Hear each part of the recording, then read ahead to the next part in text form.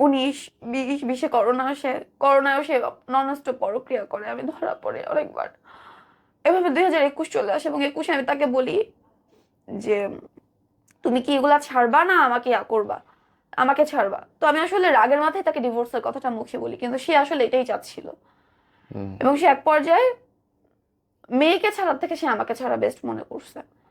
তো সে যখন কাজী অফিসে যাই তার সাথে, আমি সারা রাস্তা তাকে বুঝাই, আমি আসলে রাগের মাথায় জাস্ট বলছিলাম যে Right. ডিভোর্স অনেক সময় হয়তো বলে, অনেকেই হুম বলে হুম হুম। যে আমি তোমার সাথে থাকবো না, আমাকে ডিভোর্স দিয়ে দাও, Right. যেহেতু সংসারই হচ্ছে না। তো কাজী অফিস পর্যন্ত যত সারা রাস্তা তাকে আমি বুঝাইছি, সে কাজী অফিসে যায়, সে বলে আমি ডিভোর্স দিয়েছি, কিন্তু সে যখন থাকতে চায় নাই তখন সে সাইন দিয়ে দেয় এবং আমিও সাইন দিই বাধ্য হয়ে, কারণ আমি জানি সে এর আগেও এই কাজ করছে। যে আমি যদি ওই মুহূর্তে থাকতাম তাহলে বলতাম আমি তো তোকে ছেড়েই দিছিলাম, হুম তুই তো কেন থাকলি।